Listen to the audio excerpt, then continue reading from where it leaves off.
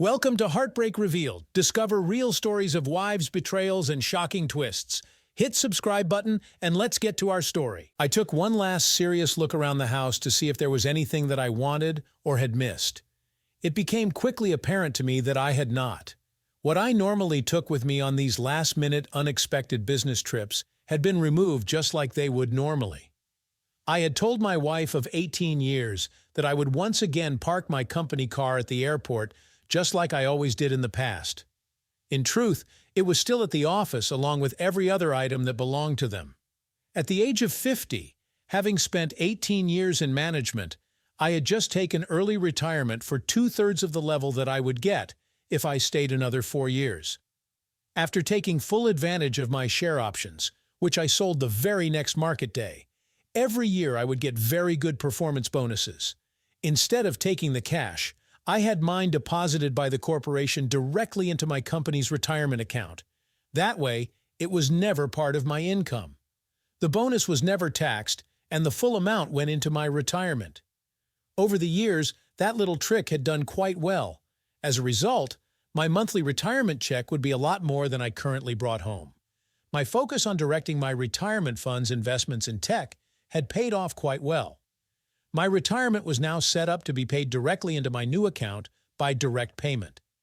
I had set up a new account via the local branch of Chase Bank for where I was moving to on Friday. I had deposited my last paycheck into it. It was huge because it included my accrued vacation pay. I held the check in hand for the shares that I had sold. $650,000 net after prepaying taxes was a nice nest egg for anyone. The company was thrilled to do it because they could promote someone into my former position for half the pay. I could not afford to deposit that check in the bank until after the end of today, just in case it was found out about. That way, it could not be claimed as part of the marital assets. Those expensive suits I always had to wear, all except for one, were now at goodwill with everything else I no longer needed or wanted. I was downsizing my life in a wonderful way. What I considered personal items or keepsakes I had packed and loaded. With the difference in tax rate from New York to where I was going to end up being way ahead. Plus, the cost of living standards I knew was a lot less. The small U-Haul truck I had rented for a one-way trip had been leased through my parents' family trust in my Uncle Tom's name. It was loosely loaded with all the things I was bringing with me. He had arranged it for me from his end. I had paid the fees in cash to make sure there was nothing here that could be associated with my name. I was leaving the East Coast, going back to my roots in a small town in the middle of nowhere, as my wife would put it. I no longer had to live with the job I had grown to hate over time. That was thanks to my wife, who had made it clear by her recent behavior that my obligation to her was done. I was looking forward to a simple life once again, where your next-door neighbor was a mile or two away, and not just 200 yards across the street. I knew full well that my wife had forgotten that I still owned the farm my parents had left for me. Hell, she had hated the place so much she wouldn't even go back for my family's funeral. A car accident had taken them away far too early. As she put it, people like her wouldn't be caught in an uncivilized place like that.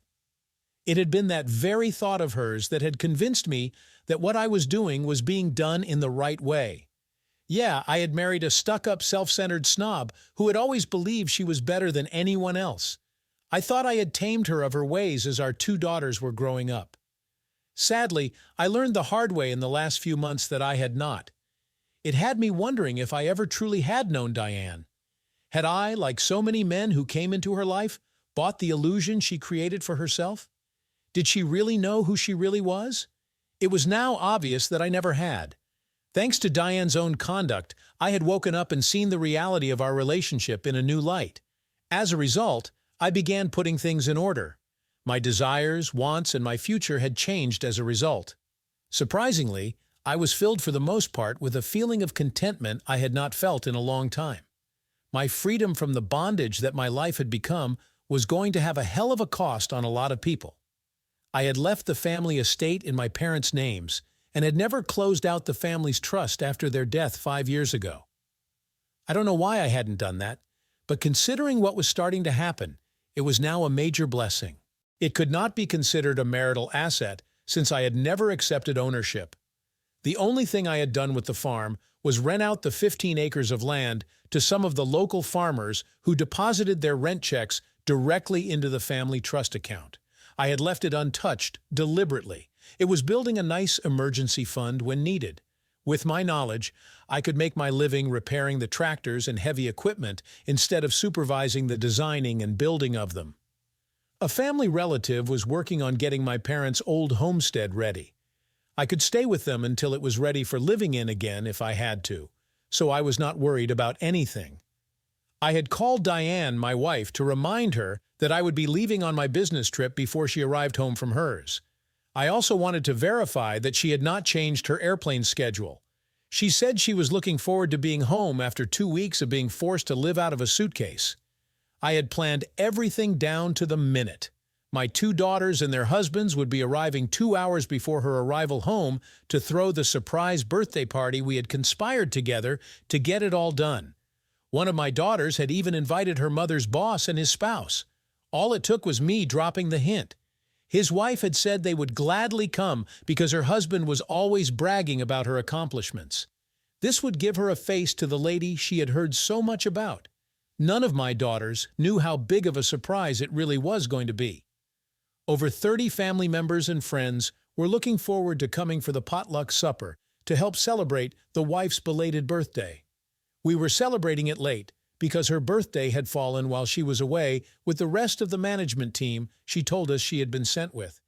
It was just one of those important things she could not get out of, Diane had explained to us all as she prepared to leave. I had known better, but had not said a thing. I had told my daughters that I had videoed my birthday wishes for my wife and put them on a disc. Although I had to fly out, I wanted to be here with them in spirit, so I thought this would be the best way to convey my personal wishes. My only request to my daughters was that they played my recording at the very end, just before the party started to slow down. That way, all would know what my thoughts were concerning their mother. All they had to do was turn the huge patio TV on and hit play for it to start. I left the time to do it up to them. It was time to text my oldest daughter's husband to let him know that I would text him my new number when I arrived at my destination. I also gave him my new email address. We had worked together for a few years. Daniel was one of the newest rising stars with my former employer, and he had met his wife, my eldest daughter, through me. Being an accountant, he had been in on my retirement plans. As far as he knew, I was doing this all because I had found out about my wife and her lover. He had doubts until I showed him the report I got from the investigators. He was one of those who had to see it to be able to believe it types. I had a bit of regret about what was going to happen tonight, partly because he himself would be hit with an eye-opening truth bomb. Daniel did not deserve for it to be revealed like this. The way the truth had to come out had left it impossible to cut out. It was his suggestion that I wipe out all contact information about me online, even going to the point of closing my Facebook page, which I did. When I knew she was on the private plane home, I let her sweat it out not knowing anything. He had said she may be my mother-in-law, but she deserves it after what she did. Let her try to figure it all out. I agreed. Because of our state and its stupid laws, she gets half anyway. The last thing I did was send copies of all our current bank balances and a list of any debts to my lawyer, which were minimal. According to the last property tax, our house was worth about $750,000. With my half share, I could buy a brand new home as good as what I was leaving and furnish it with cash left over. I took my cell phone and dropped it into the small garbage can beneath the kitchen sink. Since I was exiting our home for the last time, I looked around to make sure that nothing I had done would be noticeable to anyone until the party was over. It was sad to be leaving Brooklyn, New York, my home for these last 18 years, for the last time. I was headed back home to the plains of Kansas as a nobody, the same way I had left. I honestly had figured out that there were fewer than 10 people outside of the family who would miss me. It was knowing that my video, when shown, was going to alter a lot of people's lives that was the reason I had a big smile on my face. I stopped at the retail cell phone shop of a nationwide company and bought a new cell phone. It took them a few minutes, but the manager was able to get me a local number for the area I was moving to. Once I was back in the truck, I made one phone call. When the female answered, I said, "This is the new number. I'm headed out." She replied, "I got it." I then shut it off to save the mini charge all new cell phones have in case I had an emergency. I was looking forward to the drive east in the middle of September before the weather got too cold. The country would be pleasant to see as it was covered in the rebirth that comes with fall. Diane and I had met at a Fleetwood Mac concert back in the day. She was a local girl, a California girl. I was from out of state. We got married a year later on the same day. My parents flew out for the wedding. I was employed in research and development. Diane was in marketing. We both had been working for the same firms for years. Even at her current age, Diane was a head-turner. She still captured a room when she walked into it. The years had been kind to her, as her figure pretty much remained the same as it was when we married. She still dressed in class, with clothing that accented her body assets quite well. I couldn't say the same. I had the typical dad's body, potbelly and all. Diane was looking forward to returning home after being away with her boss and friend with benefits, Craig Thompson, for the last 2 weeks. She was sorry that her husband Jim had been called away unexpectedly, but that happened a lot with two powerful people who had careers. Being away with Craig had been a much-needed break, but she was looking forward to getting back to her normal routine. Sex every night for 2 weeks was very enjoyable for a short period as it helped to keep one feeling young and appreciated. Yet she preferred making love twice a week with her husband on a regular basis. After their private small jet landed, she cleared the airport and got into her company car heading for home. Once Diane got home, she was surprised to see the family all there. Both of her daughters and their husbands had made it. Her eldest was now 25 and the youngest a year younger. Over the next few hours, the huge celebration was in full swing. Diane loved the attention she was being given by family, close friends, and some co-workers. Diane was surprised that her boss and his wife showed up. After all, he and she had just spent 2 weeks together. When she asked who invited them, her oldest daughter admitted that she had. His wife had said that her boss was always bragging about her and this was a perfect way to meet her. That comment had made Diane feel special and proud. Finally, around 8:00 p.m., our daughters each congratulated their mother for reaching another major milestone. "Mom," the youngest said, "Dad did not want to be left out, so he recorded a special greeting for you." Then they turned the 75-inch plasma screen on and hit the play button on the DVD player. The crowd on the patio got quiet. Everybody heard my voice saying, "Happy birthday, dear." I went on to explain that I was going to highlight a few things from the last year.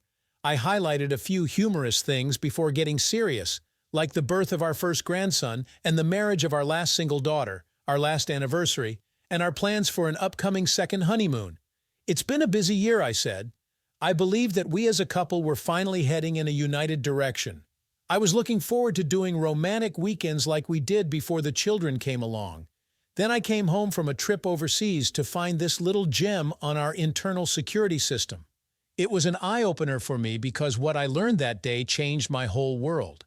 I found out that my wife and I had apparently lived our lives with two different realities.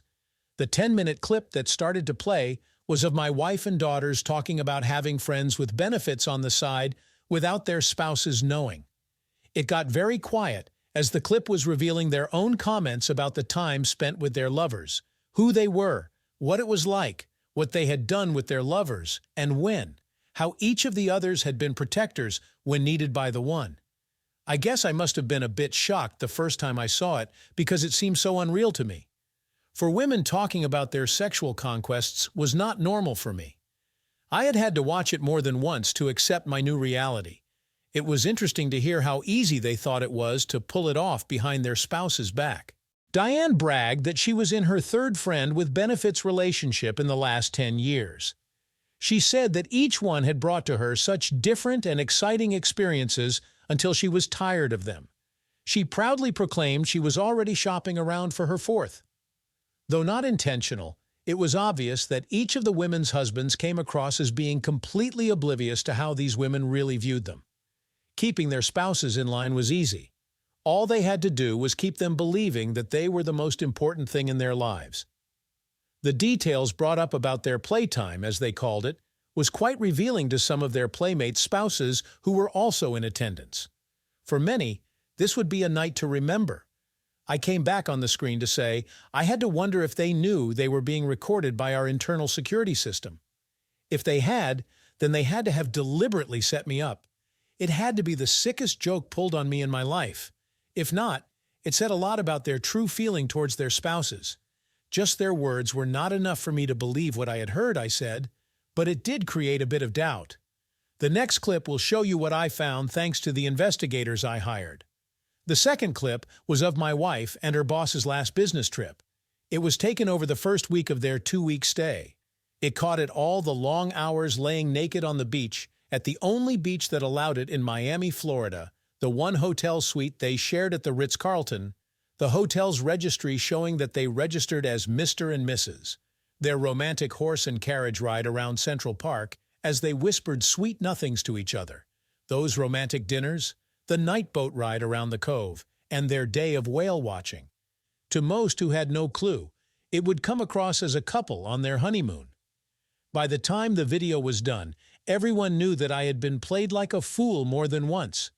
The last words I had recorded said it all. I guess this was your birthday present to yourself, my dear. To celebrate your 40th birthday with the newest love of your life had to be thrilling, Diane. I can't prove you made love with your boss Craig Thompson every night during your 2-week mini vacation. But more importantly, I can't say you didn't, I said through the video. I do know for a fact that your room only had one double bed. To my 2 sons-in-law, I must ask, do you truly know what your spouses are doing behind your back? As you have just seen, it appears that I didn't. To those who have children, are you sure your children are yours? Are my kids really mine? I said before continuing. How many of these special business trips have you taken, Diane, over the years, have been nothing but your personal playtime with your conquests? Was I that bad of a lover and husband for all these years? It appears that in your eyes, I must have been by the length of time your special relationships have been going on. In this new reality, I saw just how little I meant to you. If you were that unhappy with our relationship, why didn't you just ask for a divorce? One final question, Diane. Is the reason you are considered such a valuable employee to Mr. Thompson, your boss, because you willingly spread your legs when he requests you to? I have to ask that because of what we now know what the truth is. Just what is he paying you for? Does he pay you extra to get kinky? Can you tell me just what is the going rate is for a married man to have his own personal hooker at his beck and call? I wish I could be there. I would love to hear Craig Thompson's own answers to these questions. I believe that his wife, if she was in attendance, would want to hear his answers too, I finished as the video screen went black. The silence on the patio was deafening. No one had a clue what to say or do. My statement had raised a lot of questions and had destroyed the reputation of more than a few. Even in New York, where there are no real society norms, everybody felt uncomfortable being caught up in what was going on. The police officers here won't even look at thefts under 1,000. That was part of the price we pay to live in New York. Many would end up having a heated discussion about our situation with their spouses when they got home that night. One thing I knew for sure, this was one celebration all would remember the rest of their lives. I was later told that my wife Diane and our daughters had tears running down their faces. I wondered if it was because they could see the consequence of their conduct, or was it because they had just been caught? I seriously doubted that any of them had any concerns or thoughts about me at that time. The icing on the cake was when Craig Thompson's wife, a beautiful woman who was just 37 years old named Amanda Thompson, pulled 2 legal envelopes out, serving them both. I heard later that Amanda had taken great pleasure in slapping my soon-to-be ex's face while giving her a bunch of not so-polite new names. My wife and her latest lover were now being divorced by their respective spouses. Each was now being faced with the consequences of being caught and exposed in such a public manner. One would wonder what they thought about their new reality. Craig was stunned that he had been caught and exposed in front of his wife. There was no way he could ever take what happened back. Both had seen and heard my proof. He had thought his wife had no clue because she had never doubted or questioned anything. That's when he clued into the fact that she was my lawyer. Diane had caused all of this. He was going to have to fire her if he was going to have any chance to save his marriage. Revealing the difference between my wife and my world had just destroyed 5 marriages. My sons-in-law told their wives not to bother coming home until they were ready to tell the total truth about everything. Even though the younger generation had different views on everything, including morals, principles, and standards, there were just some things that were a bridge too far. But this is New York, and it's okay. Sadly, it had to take something like this for them to learn it. I drove until I felt tired. I pulled off at a Motel 6 and parked where my truck could be seen from the office. After getting booked in, I went back and got one of my suitcases, taking it and the new cell phone into the room. After a shower, I got ready for bed. Then, I got ready to charge the phone.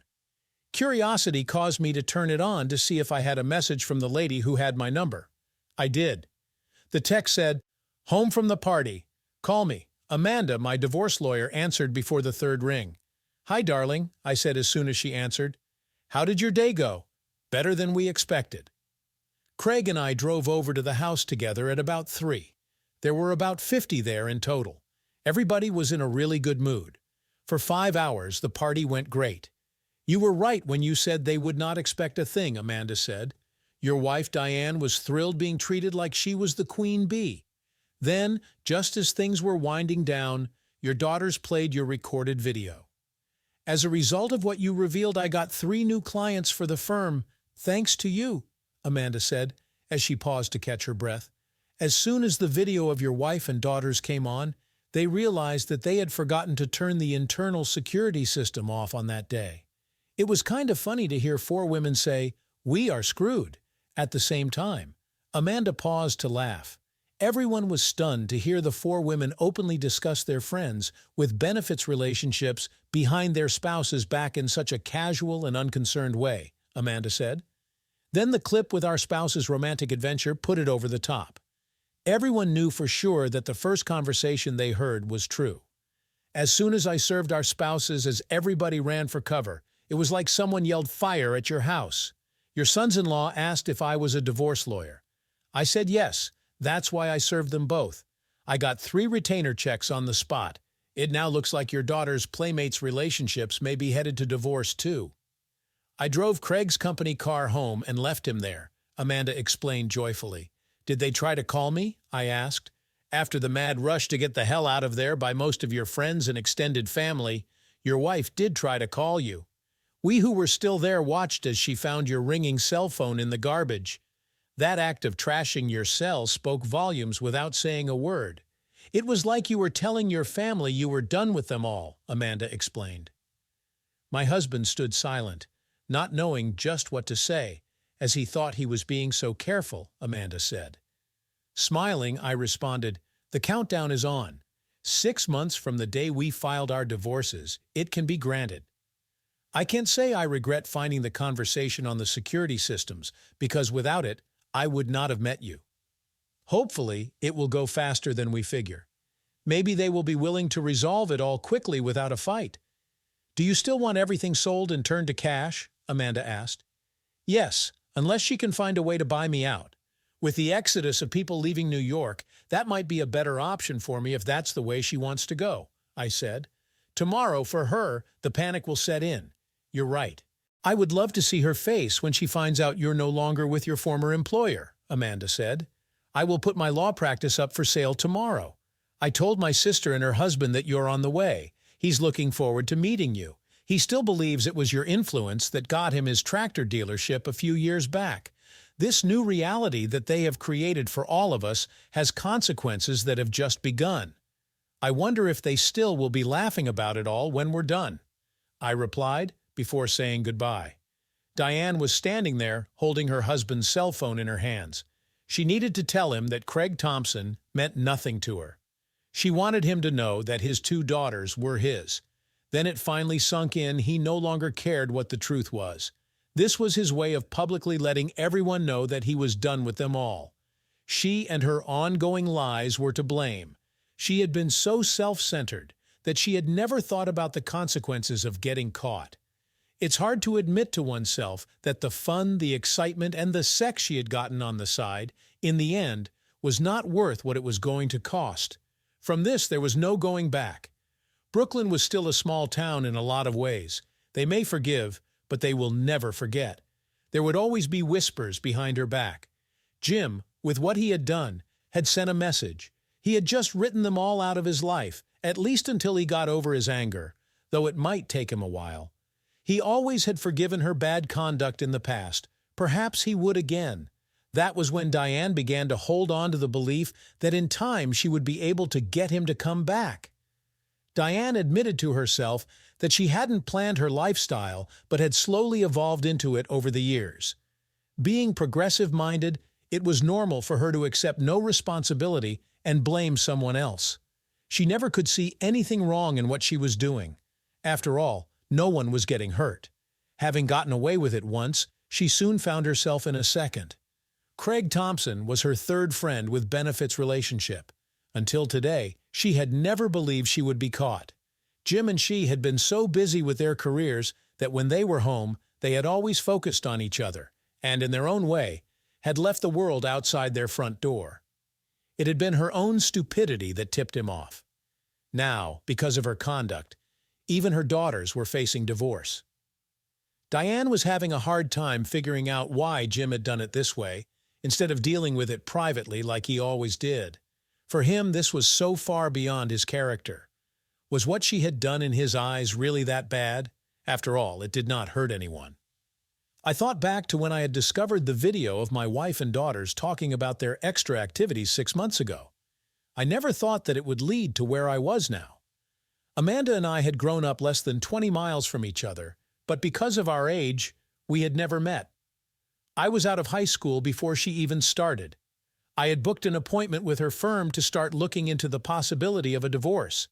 By the luck of the draw, I had got assigned her. After retaining her services, I showed her the video CD. That was when she went into shock. The man my wife was talking about having great sex with, she believed, might be her husband. It took her going into her personal Facebook page for me to be able to identify for sure that we were talking about the same man. We both realized that day our marriages were over. We were now bonded together because of our spouse's conduct. We decided that day, after a long conversation about her ethics, to join forces and work together. As we investigated together, our own relationship with each other had grown. At first, we kept our professional relationship just that, but we found ourselves helping each other in the healing process. In a matter of weeks, we had become friends. Unless one has gone through it, you can't even comprehend the betrayal, anger, hurt, and hate you go through. We ended up having a lot of phone conversations, working those emotional things out. That's how our relationship started. Out of our own mutual needs, we found ourselves supporting each other. I don't know how it came out about our roots, but it helped to draw us together even more. We were both kindred spirits because of some of our life experiences. We both had memories of places we both knew. When you both laugh with each other about what you did way back when, it draws you in. Those little things we talked about what we did when we were young lightened our mood at times. Neither one of us was looking, but somehow it happened. It had reached the point last week, after dealing with her daughters, that we were forced to admit to the other we had fallen in love. So far, our relationship had been strictly platonic. We planned to keep it that way until our divorces were granted because we wanted our divorces kept simple. It had been 14 days ago, just after I had said goodbye to Diane, when Amanda called. She had just told her daughters about their father, and they hadn't believed her. I asked her if her oldest daughter was still there with her. She had said yes. I asked her to put her daughter on. I told her daughter that their mother was my lawyer and that I had things I could show them. But because of our legal relationship, their mother couldn't disclose or discuss them. I explained that I had no idea who your mother was when I hired her to handle my divorce. It wasn't until she first viewed what my evidence showed I had that we learned we both had the same problem. I suggested that before they passed judgment upon what they both heard, that they should be open enough to view what I had. Both Amanda's daughters showed up at my place about half an hour later. I showed the young ladies the house's security system and how it worked. You could turn the outside off before entering the house, and if you forgot to turn the internal one off, it would automatically record any sound or movement. I had thought they needed to understand how the video itself was created before showing what was recorded. I then had Amber and Rose watch the discussion between my wife and our daughters. They were shocked. The fact that my wife was discussing intimate details about her sex life with their father had to be disturbing. This is what your mother saw after I hired her. She, because of her ethics, could not disclose to you how she knew, I explained. As we speak right now, your father and my wife are in Miami, Florida on their semi-annual phony business trip. I have investigators getting both your mother and me further proof. When Diane, my wife, returns, she will be served with the petition for divorce. It ended up that I had a long talk with the two young girls about vows and what they mean. I brought out the point that forgiveness was easy. The problem for all concerned will be getting over the issue of trust. My daughters, I said, have learned that there are no consequences for the long-term bad conduct of their mother. She is teaching them to do the same thing. I don't know if they have or haven't. That will be for others to sort out. As you heard, Diane said she has been doing this for years. I don't blame your father as much, but in the eyes of your mother, he has just as much guilt. Anyone in your mother and my situation must ask themselves, were our spouses lying when they said their marriage vows to us years ago? I explained. It's forced us to look back on our whole marriage with a different understanding. Things now appear to be a lot different than we thought, I explained. We were just blind by life to see. Looking at what we have found out in these new eyes, it appears that they were both your mother and I. Because of their conduct, we have had our whole existence torn apart. If it was not for our children, everything we knew about our life comes across as if it was nothing but a bunch of lies, I pointed out. I was shocked when Rose, Amanda's youngest, said, I see both my mother's and your situation has more problems than what we have discussed. If they had any respect for either one of you at all, it should have stopped them from doing it in the first place. I had never thought about that, and I told her so. I said that I was surprised to see such insight coming from one so young. As soon as they left, I phoned Amanda to inform her how it went. I said I hoped it helped. It did, as I later found out. Amanda told me her daughters found me easy to talk to. Mom, Amber said his manner is much like your father's. He listens, then pauses before he speaks, and when he does, you can see his insights coming out. Like Grandpa, he tries to bring out what he has to say in ways that make it easy for us to comprehend. He doesn't try to complicate things and makes the complicated seem simple. That's because, like me, he's from back home, Amanda explained. There is still a lot of country in that man. He's decided to move back to restore his father's home and enjoy life instead of being caught up in this one anymore. Here, everything is the rat race. It's always go, go, go. Jim is finally realizing, like me, the quality of the life we left behind as we grew up, and we both want that kind of life back. As he says it, he's done keeping up with the Joneses. He's going back to a simpler way of life. At 6:00 the next morning, I was on my way. I got back on Interstate 70 East. By tonight, I hope to be out of Pennsylvania into the northern part of Ohio near the Indiana border. I was taking my time to take in some of the sights I had longed to see. Surprisingly, all things considered, I was at peace. That night, after checking into a suite, I checked my new email account. I had a message to call my oldest son-in-law. Thankfully, he had provided his phone number. Hi, Daniel, I said first thing. Hi, Jim. Glad you called, he said. I've got a lot to tell you, but first, where in the hell are you? I'm on the road licking my wounds, I said with a serious chuckle. I'll convey those words to the person who asked me to ask if I heard from you, Daniel said. It has been a crazy day. Diane showed up at the office first thing this morning, demanding to know where you had been sent to. She had decided to catch a plane and fly out to work things out with you. She still thought she could save the relationship, he said, before continuing. When she was told you had retired, she asked for confirmation, so I got called to come down and talk to her. I told her you had taken early retirement and were in the process of moving. She had to ask where. I said I did not know. She called me a liar, saying you know where the retirement checks will be sent to or can find out. She said if I released that information, I could be fired. It went downhill from there. I had to have security escort her out, he informed me. I shouldn't have laughed, but I did. Oh, it gets better, Jim. Rose called and said that her mom got fired right after Craig Thompson got served with your $4 million alienation of affection suit from some lawyer in Miami. She had to call a taxi to get home. Diane went to a labor lawyer and gave him another one to deal with. Somehow they got him served about 4:00 this afternoon, Daniel explained. Rose wants to come home and see our son. I told her we're doing nothing until I had confirmed my son is mine, and if she doesn't like that, she can take me to court. Rose claims she hasn't slept with anyone since we were married. I responded that is not what your own words claim in the recorded chat. Well, at least they are not bothering me about it, I said with a chuckle. I'm taking the time to see some of the sights I have wanted to see. This mini vacation is turning out to be the best thing I have done in a while. The question is, are you really going to divorce her? The youngest was able to get their clothing and, for now, has moved in with Diane, Daniel said. My wife is staying there too. All are finding no one wants anything to do with them right now. Everyone's too raw to think straight. As for divorce, it boils down to what the DNA proves. If he's not my son, there's no reason for us to stay together. Right now it appears that, like you, I got sold a package of goods based on what she felt I needed to see to be reeled in like a fish on a line. I have had about 6 months to work out my feelings. Believe me, it takes about that long to figure things out that you can live with. So, give it time and don't rush into anything, I said. Time has allowed me to get on with my life and given me the chance to restart my life. It's now headed in a new direction, and I'm actually excited about it. So you're not coming back, Daniel said. Only if one of my lawyers needs me for court, I said. The place I am moving to, because of the tax difference and the cost of living difference, I will be way ahead financially. Besides, the CEO wants me to work as an advisor from time to time.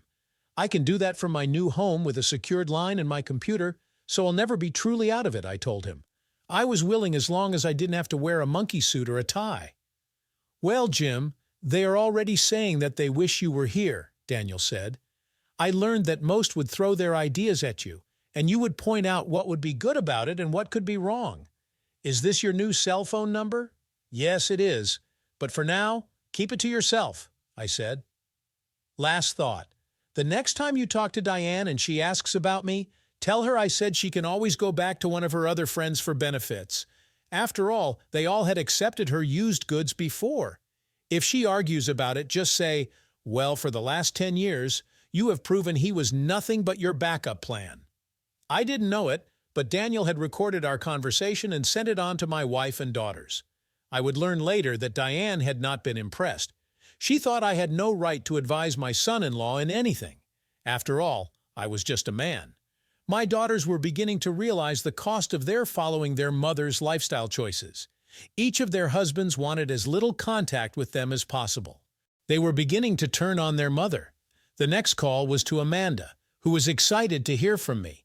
She and her staff had been swamped with another 5 wronged parties because of my wife's surprise birthday party. It seems that because of what happened, 1 or 2 of Diane's former partners had been discovered. She knew about Diane's termination and said it was an attempt by Craig to try to get her interested in reconciliation, but she wasn't going there.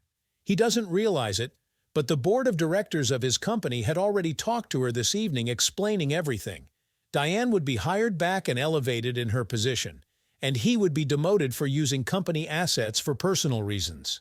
She was just that good at what she did, Amanda said. Karen had broken the news to her daughters that she was moving back to Kansas after her divorce was final, that if they wanted to stay in New York, they would have to find their own place to live or move in with their dad, Amanda said. I've reached the age where I want a simpler life. Rose asked, Is it because you have fallen in love with Jim? Amanda said. I told her that I had, but neither of us had acted upon it. I had to explain to her how it had happened. I had to tell them our whole story from beginning to now. Rose said, I hope it makes you feel young again, Amanda had said. It did. Then she told her daughters that they were both wanted in her life and were welcome to come with her when she moved back to be with me and her family. Amanda said, I told them that you were old enough to decide for yourself what kind of person you will be and what kind of life you want. Learn from what I am dealing with. That's when it hit me, the odds of Diane ever finding another man like me again because of the public nature of our breakup was highly unlikely. As long as she remained in the area, anyone who knew of the situation would pass on her because of her history before they got serious. Her own conduct had ruined forever the chance to have an honest, loving relationship with any man. I wondered how long it would take for her to have that reality sink in. It was about lunchtime when I pulled into my hometown. I had taken over 3 days to get here. I found a man-pa diner and had gone in to eat lunch before heading out to the farm. During my last week at work, I had arranged for the electrical to be hooked up. I was waiting for my burger and fries, drinking a coffee. "Son of a gun, is that you, Jim Davis?" the farmer said as he walked in and sat his big bum down at my booth. "It's good to see you, son. You're looking good. Uncle John, where's the wife of yours?" I responded with a smile. "She and our daughter are out at the house getting it ready. I had to go over and solve some minor plumbing problems. The house is basically move-in ready. They cleaned up the house, got the refrigerator repaired and working, replaced the fuses on the old stove. You will most likely want to update and modernize," Uncle John said. "We now live in town as Robert and his wife have taken over the farm. Order some food on me and we will get caught up on things," I said. It was nice to be back with my family. Before heading out to my childhood home, I stopped at the local grocery store and started picking up the basics. It was surprising to see how much cheaper food prices in general were here. They were not taxed to death, and the price of things reflected that. I had filled 2 carts up by the time I got to the checkout. The cashier and I had gone to school together, so we got caught up a bit as she ran me through. When I got to my family home, I was surprised how good it really looked from the outside. It had been a long time since I had lived in a completely brick home. My aunt and cousins came out to greet me, then they helped me bring in the groceries. As soon as we put them away, the coffee pot was turned on. After they left, I took a close look at the house. Uncle John was right. I would have to have some major updating done. I called him to get a couple of names of good construction crews that he would use. He did better than that. 2 hours later, he brought them to the house. It gave me time to unpack some of my stuff. After going through it from head to toe, we decided that it would cost less to build a brand new house. The old house would have to be stripped to the bones. All the electrical wiring would have to be replaced because they were so old. The lead pipes, once standard because of what they were made of, had to go. The barn was still in good shape. With a new roof and a few boards replaced and a paint job, it would be as good as new. The only major thing I would have to do was electrical. The stalls would be taken out so I could use it as my shop when I worked on tractors and heavy equipment repairs. I called Amanda that night and told her what I had learned. We decided we wanted a 1-floor house with a small cold cellar for storage built on a 4-foot crawl space that would be completely double insulated for the cold winters. I had to promise to go to her brother-in-law's dealership to introduce myself the next day. I called the contractor and told him what I wanted. He said he had a few samples of plans that he would bring over for me to look at after work. I drove the truck rental back to the nearest rental shop. They gladly drove me to the nearest car dealership. I bought a nice slightly used Ford truck that had almost no mileage, got it transferred and insured before returning the rental. I had hit the bank and made a deposit, picked up a few blank checks, and ordered some. The 1.50 difference a gallon for gas shocked me. Here it was a lot less. I then drove over to introduce myself to Amanda's older brother. It turned out I'd gone to high school with him. He offered me a job right on the spot. I could start when I was ready. That was when I told him of my plans and the relationship I had with the corporation going forward. He had to do a little teasing about his sisters and my relationship. He told me he had never really understood his sister's first husband. He wasn't alone with that thought. Neither did I. The contractor and I worked out a price for the building of a 4-bedroom home with an extra-large 2-car garage to be built behind the old house and decided to put in the new septic system, gas for heat, water, and cooking with a large gas generator for electricity when needed. It would have an open floor plan with a laundry mudroom at the back, which would have a door to the big garage. The entry to the cold cellar and the furnace room would be off the side of the garage going down beneath the house.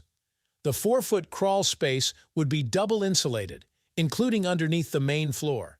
Access to it would be from the furnace room. It was nice to know that what I should get out of the divorce would more than cover the cost.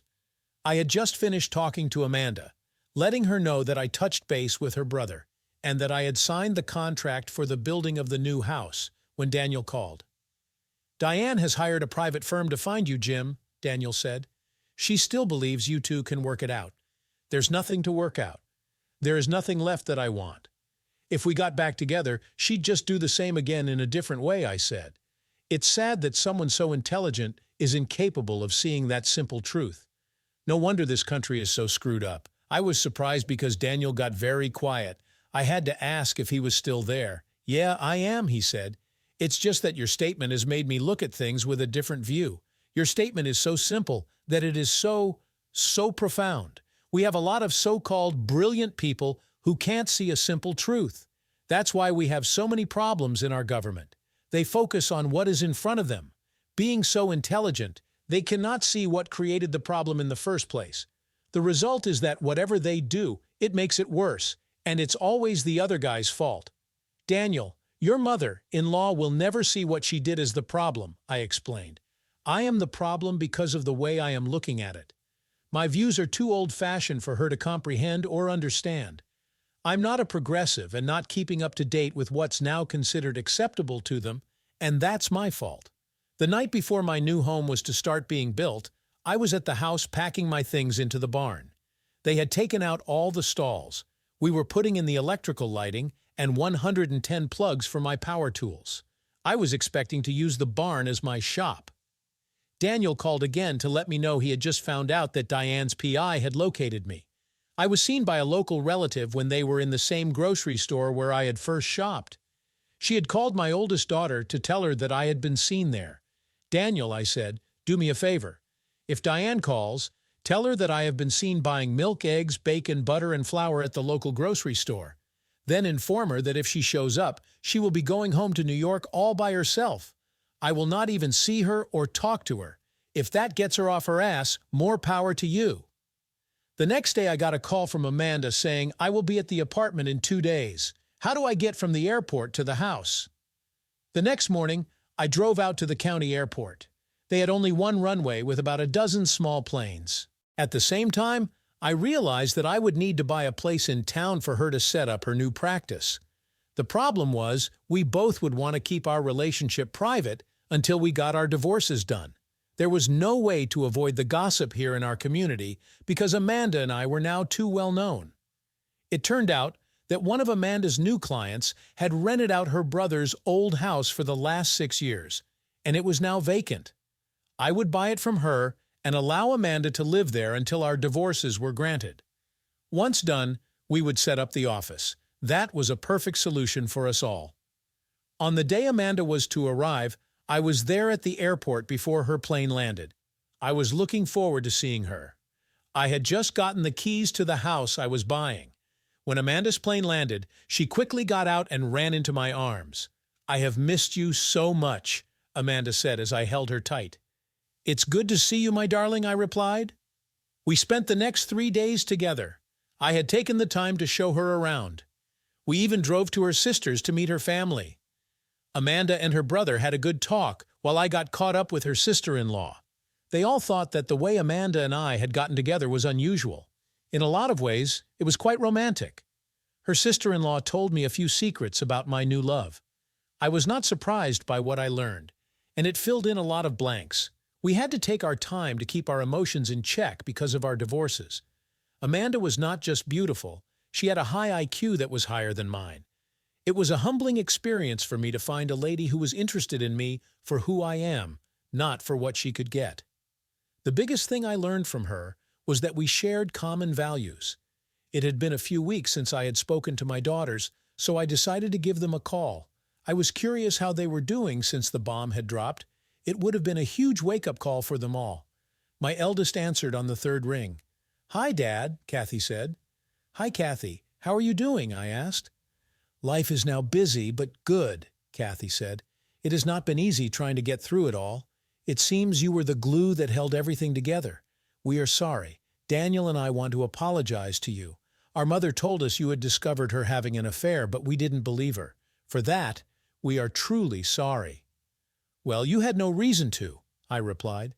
"The truth is hard for us to comprehend. Mom would be out of the picture until this mess is cleaned up.